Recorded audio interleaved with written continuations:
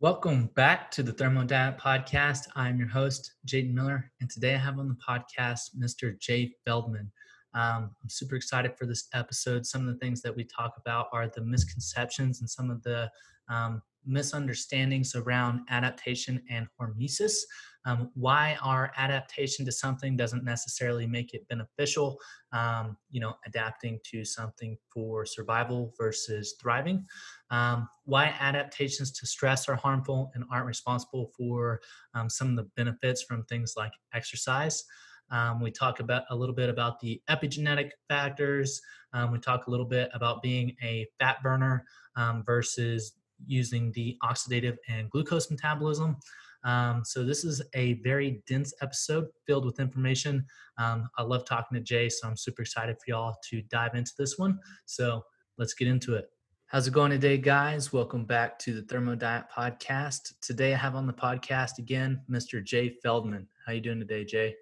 I'm great, Jayton. How are you? Doing very well. So for anybody who might not know who you are out there, you mind kind of giving them a quick background story? Yeah.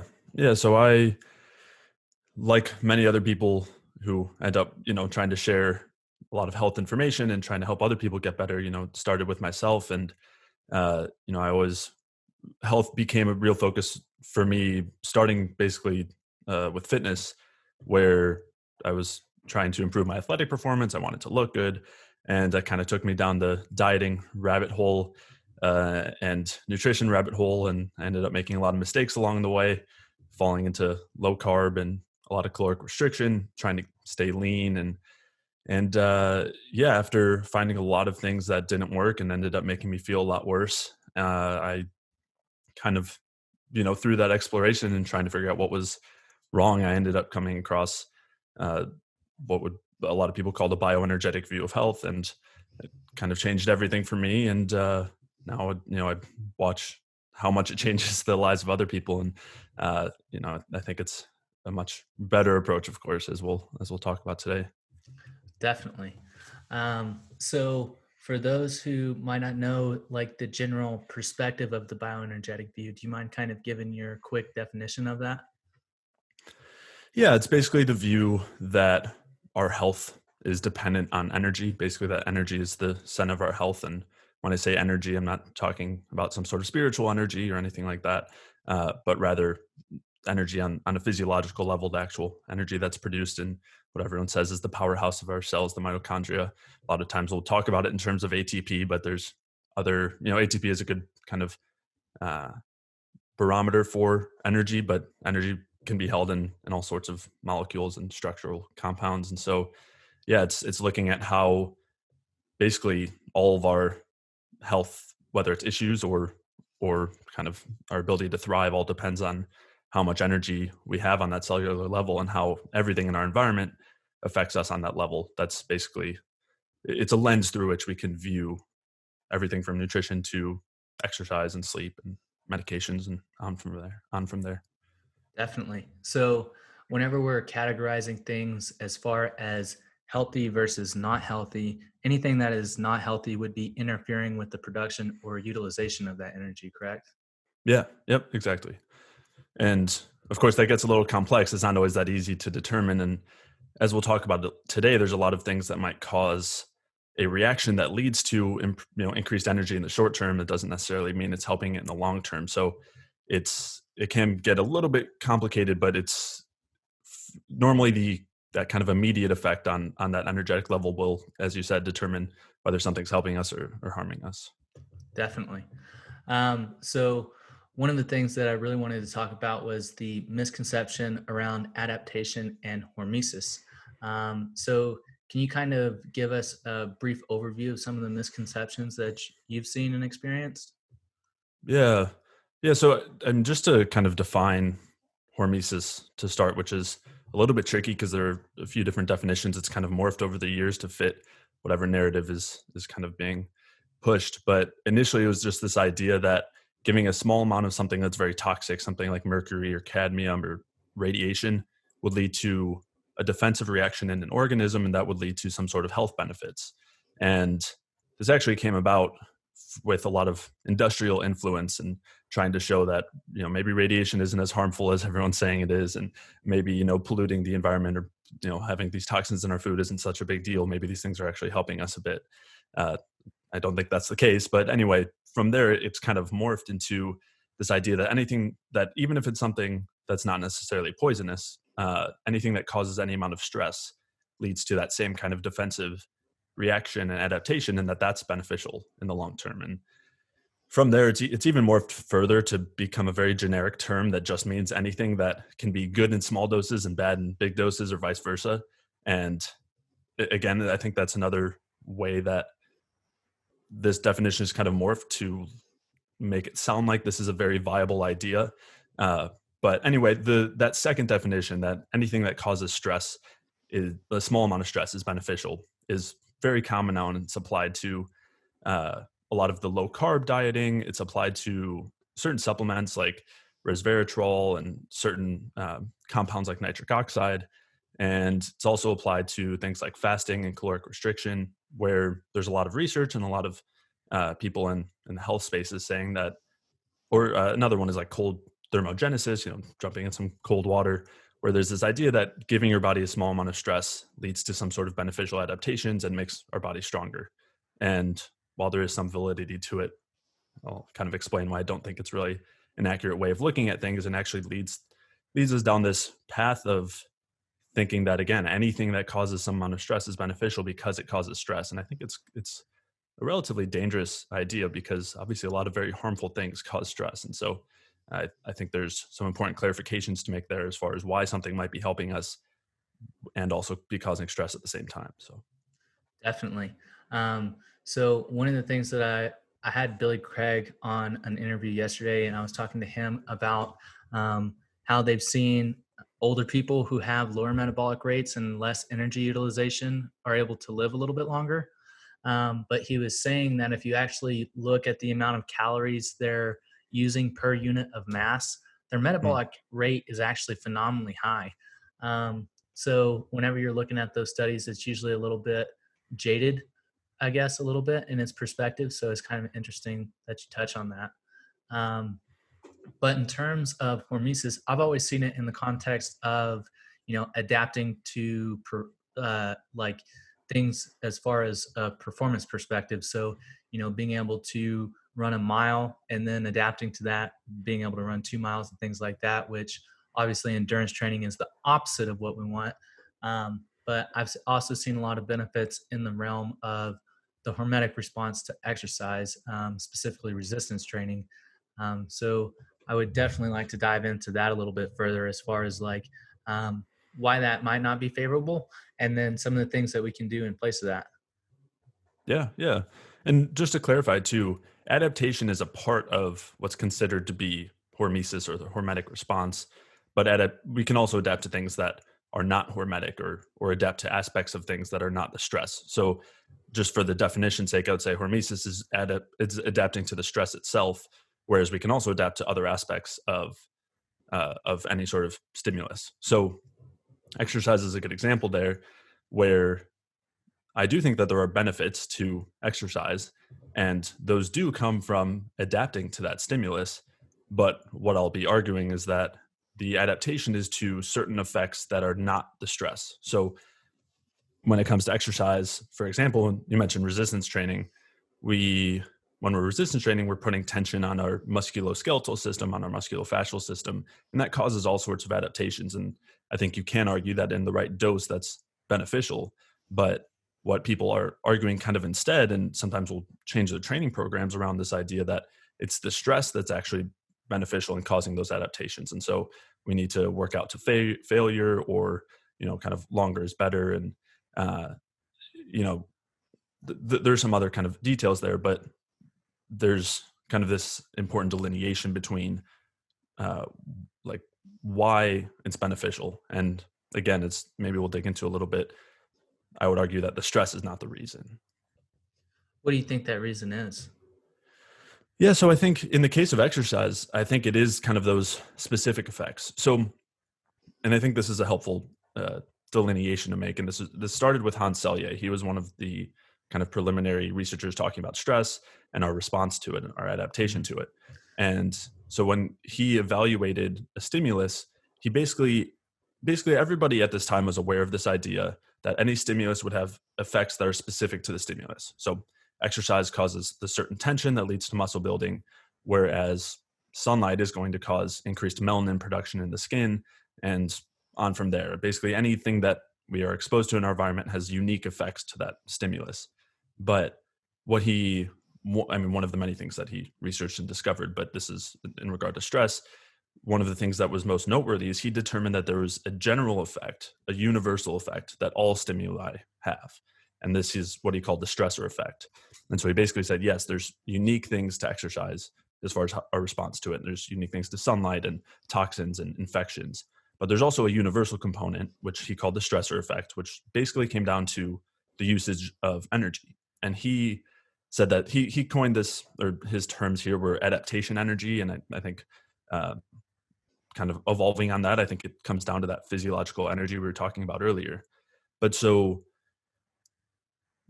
I think that's kind of this delineation we need to make is between specific effects and stressor effects, or the usage of energy. And what he found was that when we have too much of those stressors, it causes all sorts of degeneration, and that degeneration is universal, whether it's too much like exposure to an infection or excessive amounts of exercise or too little nutrition.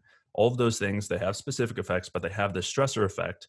And when we have too much of that stress compared to the energy we have available to handle it, it causes all of this degeneration, all of these chronic health conditions that he did a pretty good job of mapping out. And again, with this idea of hormesis, people have taken this to say that stress, the stressor effect, is actually what's beneficial. And you'll hear this pretty often, which is that we're looking for certain kind of endpoints like autophagy or mitochondrial biogenesis, or some sort of like stimulation of mitochondrial respiration, that these are, or lifespan, increases in lifespan, that these are all signs that these are all things that happen in response to small amounts of stress and that they're beneficial. And the way that this is done has to do basically on the physiological level with the stress kind of comes down to a lack of energy and the production of reactive oxygen species.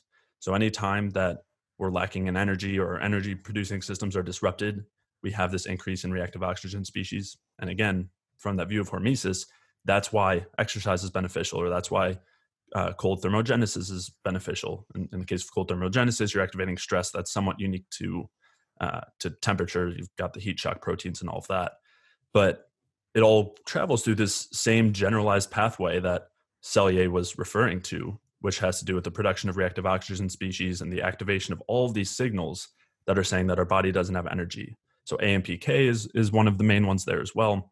You've got the whole NRFs and JNKs, like all these basically inflammatory pathways, all these pathways that are activated when we're starving or when we're under considerable stress. And again, from this hormetic view, small amounts of those things lead to all these supposed benefits. It leads to autophagy. It leads to mitochondrial biogenesis, meaning you're producing more mitochondria, so you should be able to produce more energy. And with autophagy is the idea that you're clearing out kind of like damaged cells or debris. And so these are supposed to be good things. And I'm not necessarily saying that those are bad things, but I think that there are better ways to achieve them that don't require this depletion of energy, even in the short term, and the stress that's caused. So do you think that there's a threshold that we can meet? And like, do you usually differentiate what would be under that threshold as eustress and then above that being distress? Yeah, so I'm glad you brought that up. So I don't think it's a threshold problem, but I think it's an important thing to bring up. So there is this idea of eustress and distress, and these were terms that Hans Selye used. And eustress was something that was stressful but was still beneficial, and distress was something that was stressful but was overall harmful. And those are important distinctions to make. But my problem with that language is that it makes us think that it's just the amount of stress that matters. And that's what you're saying with this threshold, where it's eustress if it's below a certain threshold, and it's distress if it's above a certain threshold. And I think a better way to look at it is that it's eustress, or it's something that's beneficial, if the specific effects of that stimulus outweigh the stressful effects. So what I would say is that the stress is always going to be harmful. Basically, you never want to be doing something that's going to disrupt our ability to produce energy or deplete excessive amounts of energy, drive this excessive reactive oxygen species production without enough energy. I'm going to say that those things are never ideal. There's always a cost there. There's always some harm there. And I think that makes sense when we zoom out a bit and think about our adaptation to that, where an adaptation to something that's harmful, it does tend to improve our ability to handle things that are harmful, but it also comes at the cost of degrading ourselves. So we're kind of more used to that. And so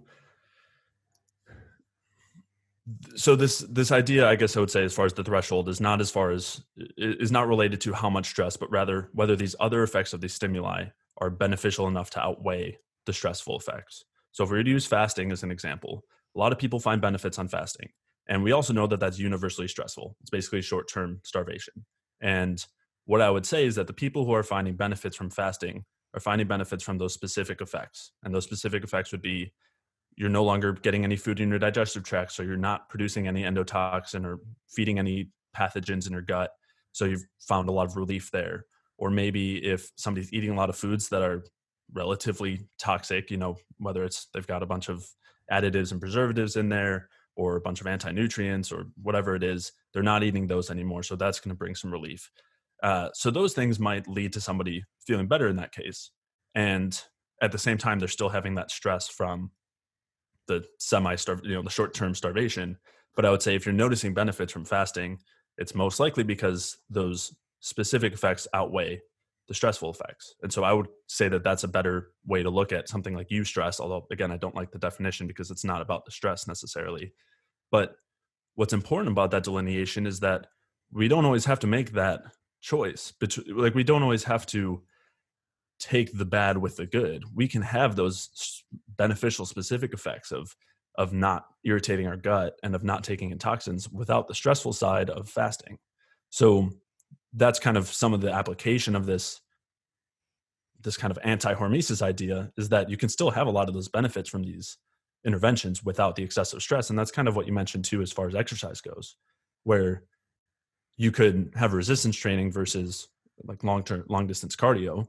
And in both of those, you're going to have some beneficial effects. You're going to have some stimulation of the muscles, and they're not the same. It's a kind of a crude example, but in one, you're going to have excessive amounts of stress, and the other, you have much less. You have much less of an energy drain. Definitely. What are some of the things that people can pay attention to know whether or not the benefits that they think that they're experiencing are actually beneficial to the organism? Yeah, it's a good question because, and maybe this is what you're kind of getting at, is that sometimes when we're doing things that are really stressful, we might feel good because we've got a lot of adrenaline coursing through our veins, and that feels pretty good. It feels like we've got a lot of energy, and even though it is coming at a pretty major long-term cost. So it's not always really that easy to determine. In the long term, we always kind of find out, but of course, it's helpful to know in the short term.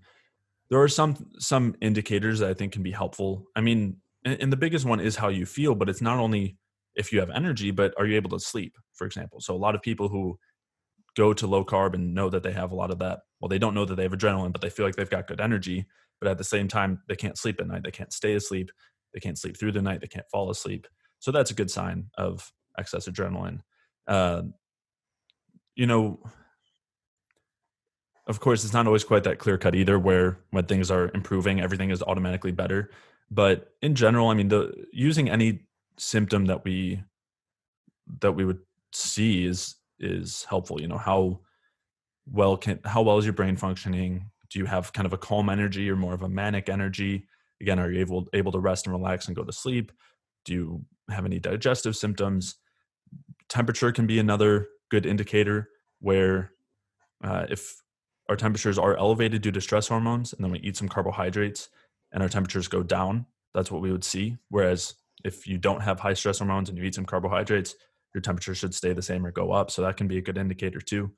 But part of the other side of this, as much as experience is really helpful, also understanding, I think, the physiology is helpful too. So you have a kind of that combination there of an idea of where we should be, where we should be going, and what we should be looking for to make sure that we are not just feeling good because of these kind of short-term stress hormones.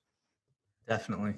I noticed that for me personally, whenever I kind of cross that line, I guess, to a little bit too much stress, my digestion is the first thing to go. Like, as Mm. soon as my digestion starts to mess up, I know that I need to take a step back, examine what I'm doing, slow down, rest. And then I also find that my fingers and my toes will freeze up almost immediately on a daily basis. So I also, watch that very, very closely. Yeah, that's a perfect indicator. Hands and feet being cold, which can happen even if your temperature is relatively normal, but that's a really good sign of stress hormones. Yeah. Definitely. Um, so, do you ever take into consideration the possible epigenetic factors that come into play with hormesis as well? Yeah. So, you know, as you were saying earlier, the or hormesis and adaptation kind of go hand in hand a bit. And I think that there are some important misconceptions with adaptation too. I mean, it's kind of the same idea where it's like if we adapt to something that's harmful, we'll become stronger, we'll become better at dealing with it. And again, that does tend to happen. We become, you could also say, less sensitive to it. And this is very clear when you look at some of the organisms that they do these studies on. So one of the most common ones is C. elegans, which is a worm, like very, very small worm. And what they find is that when they put it under a lot of stress or small amounts of quote unquote hormetic stress, it does live longer. It has this lifespan extension. And that's cited all the time as support for caloric restriction or support for any other sort of hormesis. And one of the really important components there that's not normally acknowledged is that C. elegans, when it's under stress, enters basically a hibernation state called dower.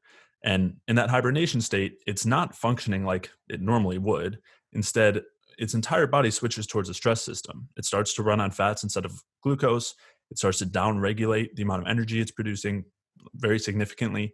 And it doesn't, I don't think it moves around in the same way. It's basically not even viable where it would be very hard for it to survive in the wild, but because it's in a lab, it can survive longer. So you have this adaptation to stress, and it's allowing for extended life, and it's better able to deal with all these stresses. But that's because it's not really living. I mean, its function is so degraded, and I think that's a good picture to consider when we're talking about adaptation, whether that adaptation is happening within a lifetime or down hereditarily into future generations. And again, you mentioned epigenetics, and that is where that's coming into play. I mean, we're turning on and off different genes and activating all these various proteins. And I think the biggest factor to consider here is that big picture where when we are adapting to things that are harmful, we become better at handling harmful things at the cost of higher structure and greater complexity. And so there are a lot of epigenetic adaptations to that. And we see that in humans when we look at what's happened in populations that had significant starvation. And then you look down the line and then they're more prone to obesity, the children are and beyond, or, rat and cat studies where they've put them under some stress, and then they look a couple generations down and they see that there's kind of degeneration going on. So there are epigenetic effects to when we're adapting to anything, whether it's bad or good. But when we are adapting to these harmful things, I would say that they're generally negative. And part of the problem here is that I know I talked about autophagy and mitochondrial biogenesis as a couple of those main things. I don't see those as harmful. So it is seen that in chronic health conditions and diseases, there are defects in autophagy, and it is seen that but at the same time, what's important to consider too is that in those diseases, there's also excessive stress. There's also excessive reactive oxygen species production. So if we're under this idea that a small amount of stress is good and leads to these benefits, yet excessive stress leads to defects in these sorts of autophagy and kind of adaptations. I look at that as a good example for the fact that we want those adaptations to be working properly. We want to be able to increase autophagy when we're exposed to stress. And if we drive too far in that route, we kind of lose our ability to adapt. But rather than wanting to stimulate autophagy directly by causing stress, we can actually do it through alternative means. And again, it comes down to some of the like biochemistry here in some of the details, but we also end up seeing reactive oxygen species production when we're producing a lot of energy as kind of like a braking mechanism. So that's normally why it's there in the first place, is that when we're under stress and we're not able to produce energy efficiently, we turn off that system, because if we produce too many of these reactive oxygen species, we end up with a ton of damage and destruction. So it's like this signal, like this alarm signal. But the signal also happens if we're producing a lot of energy and we have enough where we kind of have this excessive end product of ATP that's stopping everything up earlier in the line. And that also leads to reactive oxygen species production and stops or slows down respiration, switches it over to fat oxidation, and slows it down with all these braking systems. But in this case, there's a major difference, which is that we're protected by the higher levels of ATP and higher levels of carbon dioxide and the higher energy state of the cell. And that protects us against any damage from the reactive oxygen species and allows us to still have things like mitochondrial biogenesis and autophagy and improve our ability to not adapt to harm, but actually improve our capacity for greater energy and greater structural complexity. But without any of these other signals that often come in the form of stress hormones. So when you have the high reactive oxygen species and low energy, you have the AMPK signals going on, you eventually have adrenaline and cortisol going on, and those all lead to long-term depression of thyroid and pro-metabolic hormones. Whereas when you have high energy and elevated reactive oxygen species, you don't have all those stress signals. You just have those adaptations that we're looking for that are defective in these chronic diseases, but without the like kind of harmful effects that lead to all those epigenetic, partially epigenetic adaptations and also non-epigenetic adaptations. But that's it's a major difference, just that the presence of energy and the lack of presence of those stress signals. And I would say that that's really where we see the major difference physiologically between something that we're adapting to that's stressful and harmful and requires us to conserve energy and kind of decrease our structure so we can handle whatever's there, as opposed to something that supports us energetically, allows our bodies to say, hey, I don't need to conserve energy right now. My environment's great. I can kick up all of my functions, my thyroid function, my reproductive function, my digestive function. I can send blood out to my hands and feet so that they can stay warm, as opposed to needing to keep them in our internal areas or internal organs so that way they can stay warm. All those things that kind of go together and support that higher energy state as opposed to driving towards the lower one. Definitely.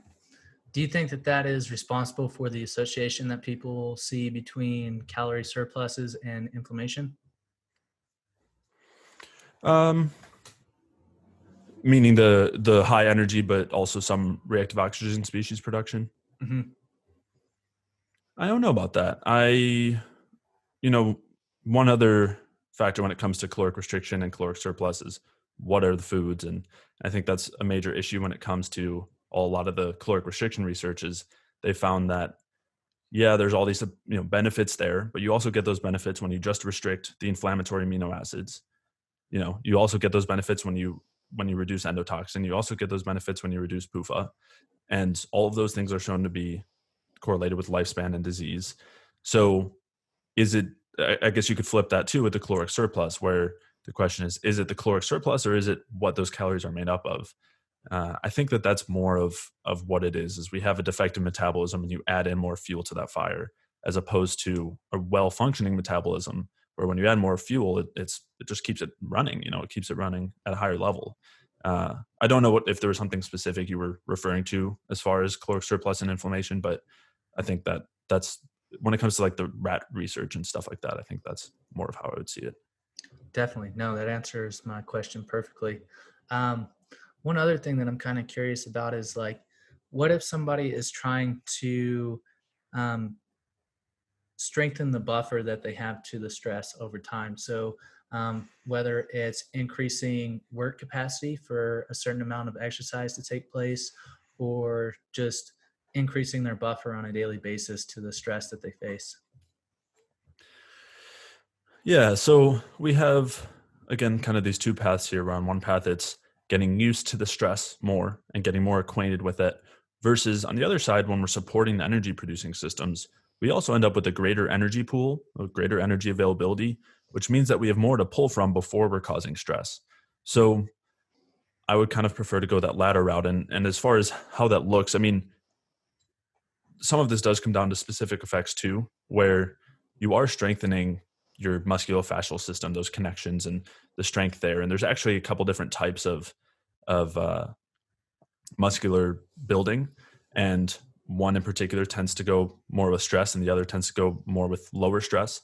And that one with the less stress has to do with more protein building, whereas the other one has to do with more slightly more swelling and increased resources, more fuel in the muscle cells.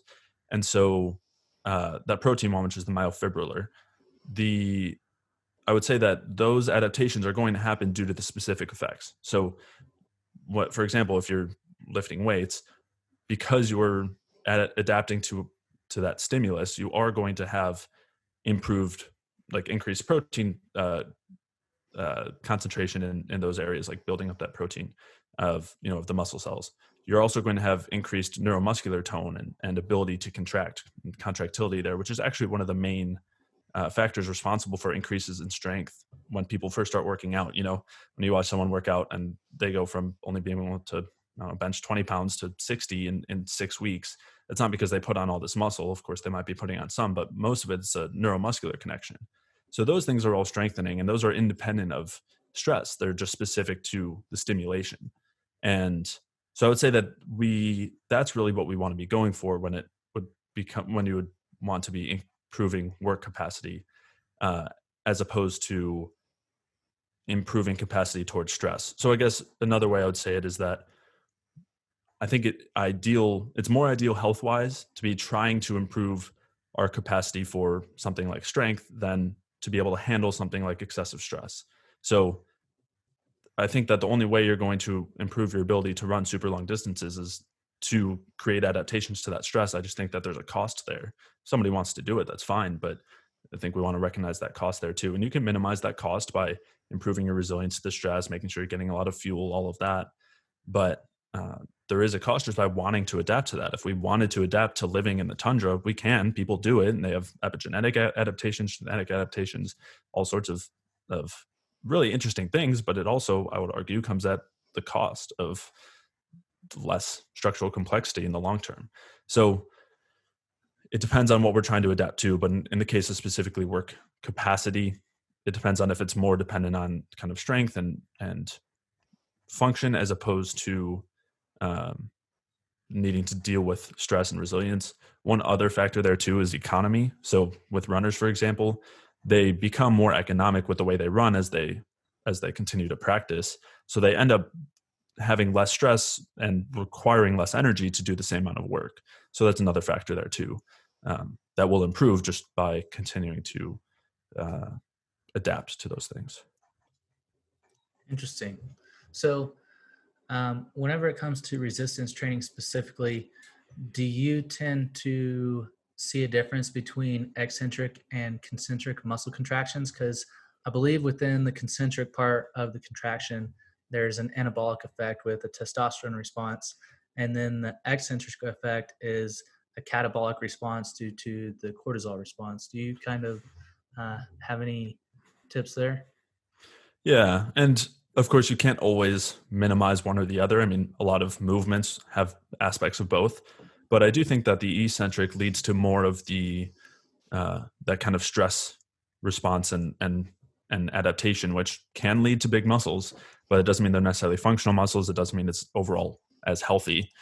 So I do think, to whatever extent you can, I guess you could say favoring the concentric. Another way to put it would just be not doing focused eccentric work where you're going super slow for 4 seconds down or whatever. Yeah, I do think probably just not focusing on the eccentric is better for Definitely. health. Yeah. Yeah. What about the ability to increase mental capacity or the ability to work more with the mind rather than physical? Yeah, I mean, there's this funny study when I was looking through all the Hormesis research where they were saying that, hey, this applies to the brain too. When the brain's under stress, it responds and improves its capacity. And one of the studies they cited was looking at elderly people in some sort of a retirement home or nursing home or something, and was saying that when they're reading books and playing cards, their neurological capacities increased. And they were saying that that was a sign of hormesis, that these things were causing stress. And it just kind of it just goes to show how much they've kind of morphed this definition and how convoluted it's become. But I don't, in that I don't think that those things are quite all that stressful. And I think that to attribute those benefits to the stress caused by playing cards, even the physiological stress, I think is kind of ridiculous. But yeah, I think it applies in the same way where, stimulating those neurological connections in whatever capacity, I think leads to adaptations that leads to improvement there. I think we don't necessarily, I mean, I don't, some people kind of have the same idea where it's like, if you don't use it, you lose it. And I don't necessarily agree with that. I think that having improved brain capacity is a part of improved complexity. And considering that, I think that it should be something that improves, I guess, even if you weren't stimulating it, but I don't know. I mean, I don't know how that would work. I mean, it's not like something you could see in practice, but I do think having stimulation is good. I think that, for example, if we're under a lot of psychological stress, I don't think that's going to be leading to us becoming smarter. For example, I think it'll lead to you maybe getting more quote unquote resilience. Sometimes that again comes at the cost of being able to tap into your emotions or being able to think real clearly or think about higher level things. We will adapt to that stress. I don't think that's what we really want to be going for, though. I don't know if that answered your question. Definitely. Yeah. Um, I I think this was also one of the things that I talked about in my conversation with Billy was he said that during starvation periods, the brain can shrink up to 2%. Hmm.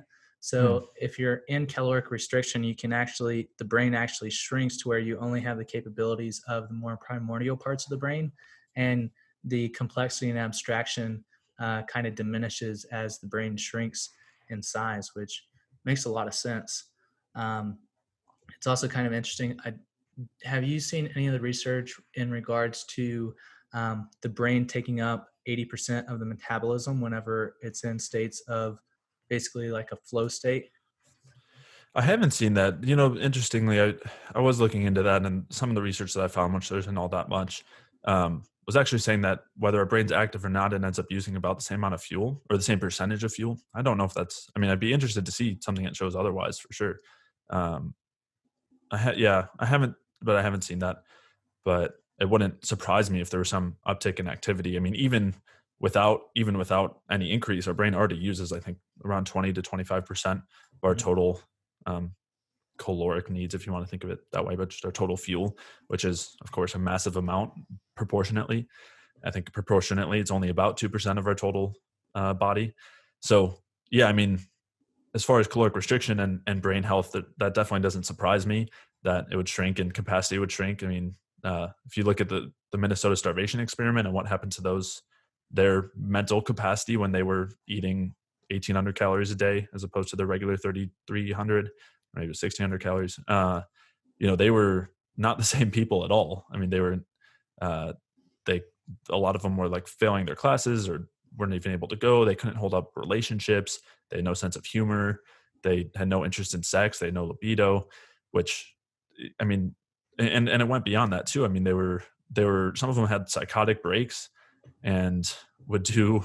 I mean, you talked about kind of more primordial things. I mean, some of them ended up stealing food from trash cans, and yeah, I mean, it completely changes our mental capacity. That's for sure. Definitely. Um, so I guess kind of taking another direction for a second, um, one of the things that I would like to get your opinion on is the adaptation that we have to becoming a fat burner versus utilizing glucose as fuel. Can you kind of take us through that transition and why it might not be favorable? Yeah. So in in line with that kind of bioenergetic lens, I think it always makes the most sense to start on that energetic level and what's actually happening there. Basically, I would say that fat is much less efficient as a fuel, and there's biochemical reasons for that I'll mention. And also there's other kind of evidence to support this, just the idea that our brains can't use fat. They have to rely on glucose or ketones, which we'll get to ketones. But the short of it, just looking at sugar versus fat, fat would cause way too much reactive oxygen species production and cause too many breaks in mitochondrial respiration to be supportive of our brain energy needs, which, as we said, those energy needs are pretty high. And so it's kind of a good model to look at as far as what things look like when they need to function well, whereas other areas of our body can deal with lower energy. But so when we're looking on that biochemical level and that physiological level of what's actually happening when we use one versus the other for fuel, when we use glucose for fuel, assuming that we've got the nutrients we need, there's no breaks on the system from polyunsaturated fats or endotoxin or anything else. Everything runs very smoothly, quickly. There's nothing stopping that process unless we produce so much ATP that we don't need anymore. We produce a lot of NAD, which keeps our NAD to NADH ratio high, which keeps the electron transport chain functioning well. We also produce a lot of CO2, which helps to increase oxygen offloading into the cell, which allows for further increased respiration. So it's a very cohesive system that basically allows us to produce a lot of energy. And when we have fat metabolism, we basically have the opposite. And there's very good reasons for that. You mentioned adaptation, where basically we need to have some sort of system that allows us to put on the brakes. For example, if we're not eating, if you're not eating carbs, that's one thing, but low carb metabolism is the same as starvation metabolism. And when that happens, when we're starving, if we adapted to starvation by increasing the amount of energy we used, we would not last very long when we starved. So because of that, instead, anytime we're in a suboptimal environment, but starvation is a pretty rough one, we have to slow down how much energy we're using, stop our thyroid from functioning as much, stop our reproductive hormones, slow everything down. We can deal with the cold hands and feet, so that way we can survive. And so fat metabolism is basically the perfect picture of that, where there are a couple of differences. One is that there's less carbon dioxide being produced, which means less oxygenation, which is one way that there's kind of this break on the system. The other one is that we have a lot more FADH2 being produced, and that ends up basically there's some competition in the electron transport chain between the donation of electrons from NADH and the donation of electrons between FADH2, where they both use they basically both rely on ubiquinone availability. And so when you have a lot of FADH2 donating electrons, it slows down the drop off of electrons from NADH and leads to a buildup of NADH, which decreases the NAD to NADH ratio. And that then has effects all throughout, like higher up in the energy producing processes, to slow things down, because the availability of NAD helps to basically speed things up. And so when you have this excess NADH, it puts all these other brakes on the system, and which happens during fat metabolism. And that's another way that things are slowed down on that immediate energy level. And it also increases the production of reactive oxygen species at the same time, which leads to some of those adaptations we talked about earlier. It does lead to autophagy. It does lead to mitochondrial biogenesis, these kinds of backup pathways that are there to kind of help us survive these.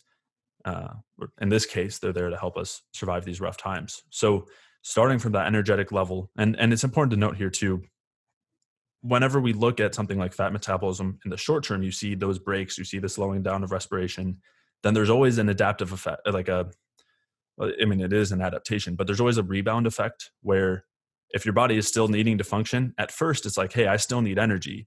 And it basically has all these backup pathways. One of them is through sirtuins or SIRT, SIRTs. But sirtuins are known as like longevity promoting proteins. But it's basically a backup pathway to fix the low NAD to NADH ratio from fat metabolism and any other stress. So you have the activation of all these backup pathways to bring that NAD to NADH ratio back up, so you can still produce energy, because especially in the short term, our body's like, might be a little bit of stress, but we can get through it. And so initially you kind of see this dampening effect and then a rebound effect.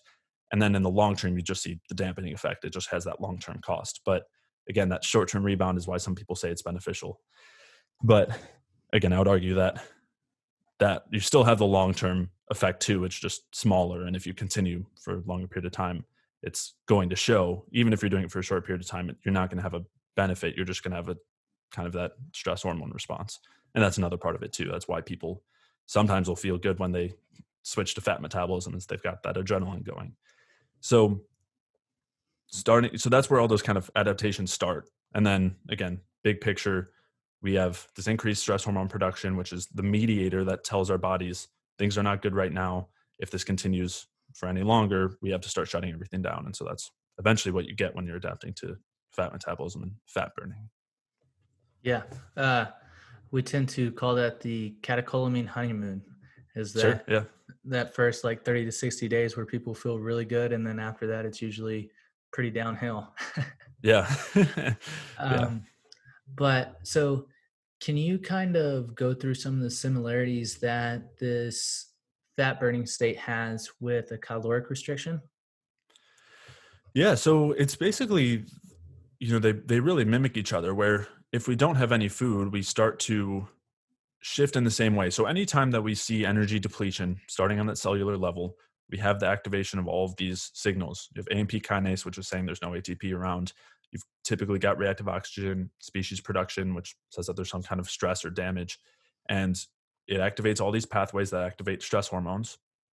And those stress hormones lead to a couple of things. For one, they decrease. So in the short term, some days they'll increase. The first thing they'll try to do is increase glucose release from the liver. So that way we can still maintain some glucose metabolism. If that is not enough to immediately solve what's going on, then they say, all right, we got to start increasing fat metabolism. You start to pull fat from our body fat stores. And if that's still going on and that's not enough to deal with that immediate energy problem, which is nonstop if you're starving or caloric restriction, like just minor starvation, it's going to keep happening. And then if it's so much to the point that there's still not enough food available, then especially for the brain, if there's not enough glucose, they'll start to lead to ketone production in the liver, which again is driven by stress hormones and just as part of that backup system. So you basically have the same amount or the same response. It's just a matter of to what extent. Sometimes it can be to a much greater extent with low carb versus just a small amount of caloric restriction. It kind of depends. But in both cases, you're having these same stress responses that are happening due to the low energy on that cellular level, leading to those stress signals, leading to the kind of the bigger mediators being the stress hormones, glucagon, epinephrine, cortisol, and then eventually it continues branching out from there. Interesting. So, um, one of the things that I was kind of curious about is how people tend to see an increase in insulin sensitivity whenever they're in a caloric deficit. But at the same time, from a logical perspective, to me, the increase in the amount of free fatty acids in the blood would lead to more of the Randle cycle happening. Mhm. So, do you kind of know what's going on in that pathway right there? Yeah, so there's a couple of things. One is that insulin drives down the stress hormones and drives down free fatty acids, and so would glucose, partially by stimulating insulin production. So if you're starving and then you take in some carbohydrates, that's going to increase insulin, drop all those stress hormones, stop gluconeogenesis, stop all that fat release, and drive down free fatty acids and allow for the uptake of the glucose. So it's basically like, because you're in that low fuel stress state, you're more ready to take up the carbs. And the same thing happens even if we're just fasting overnight, which we all do when we sleep. It's much less stressful because our demands are much lower. But that's why when we wake up, we tend to be pretty insulin sensitive too, and we tend to have a lot of carb cravings. And that same thing as, after we exercise, basically when our carbs are depleted, we're very sensitive to our need for more carbs. And it's still mediated through those same stress hormones, but basically you have this dropping of stress hormones very quickly and dropping of free fatty acids. The other thing too is that insulin sensitivity free fatty acids are part of it, but it also has to do with the ability to uptake glucose. So I think in some situations the high free fatty acids are more correlated with insulin resistance rather than being causative. It is true that with the Randle cycle, you only have basically one choice. You're either using fat or carbs, and both prevent the other from kind of functioning at the same time in one cell, not necessarily throughout the body. But it can switch back and forth very easily. And if the cell is basically very low on glucose and able to metabolize it, it's going to be taking it up and switching right back over, if it has it available. Normally, the problem in insulin resistance is not high free fatty acids first. Normally, there's something else blocking its ability to use carbs. So then we have to increase free fatty acids as that backup pathway. And yes, then it's just focusing on free fatty acids as its fuel. But once our carb metabolism is somewhat fixed and you've got those carbs available, it's going to switch right back. Okay, interesting. So what is kind of your perspective on being fat adapted? So the ability to kind of flirt with that line and jump back and forth across it. Yeah. It's funny just because there's this idea being fat adapted and metabolic flexibility too, where the thing that I think is funny there is the idea that you have to do something in order to be able to metabolize fats, when that's kind of our default backup state. Like, nobody is just running on carbs because they can't run on fat. If anything, it's the other way around. They would be just running on fat because they can't run on carbs. There's a lot more factors that can be limiting it. And if you're low on energy, you're always going to be tending towards the fat side anyway, due to all those stress signals. So, I would say that kind of fat metabolism is that default backup state. And again, that doesn't mean that we can't be using any fat at any time and that's always a bad thing. For example, our muscles don't need a lot of energy when they're just hanging out, when we're just at rest. And so they're fine using a decent amount of fat. And fat is used for various other things too. So I'm not anti-fat. I'm just, I think it's just not as good at producing high levels of energy in a short period of time. But yeah, so I think normally when people are talking about that, it more really has to do with impaired carb metabolism. And often there's some gut issues there, but we should always kind of be able to use either fuel. But as we've talked about, we don't really want to adapt to using fat as our main fuel. There's a big cost there. And just because we can do it doesn't mean it's good for us in our long run or good for our descendants and human species in the long run. I think that's going to lead to a lot of adaptations to basically having less energy, and those don't tend to go in the direction that we want them to. Definitely. I completely agree. Well, Jay, I won't take up too much more of your time today. I really appreciate you hopping on here and talking to everybody. Where can people find you and follow you and stuff like that? Yeah. Thanks for having me. It's fun. My website's jayfeldmanwellness.com. I've got a bunch of articles and like free things on there. And a couple of those articles are dealing with hormesis. They're pretty long and kind of really digging into all the research for anyone who's interested. And then I also have a podcast called the Energy Balance Podcast. You can find it from my website, or you can just search it anywhere that you listen to podcasts, and check it out. Heck yeah. Sweet. Well, for all of those you listening, make sure to check out his podcast, because I personally do listen to it consistently on Spotify. So make sure to check it out. I enjoy it. And I know y'all will too. So y'all have a good one. Thanks for listening to the podcast. If you haven't already, make sure to hit the like button, subscribe, and leave a comment down below if you want us to cover a different topic.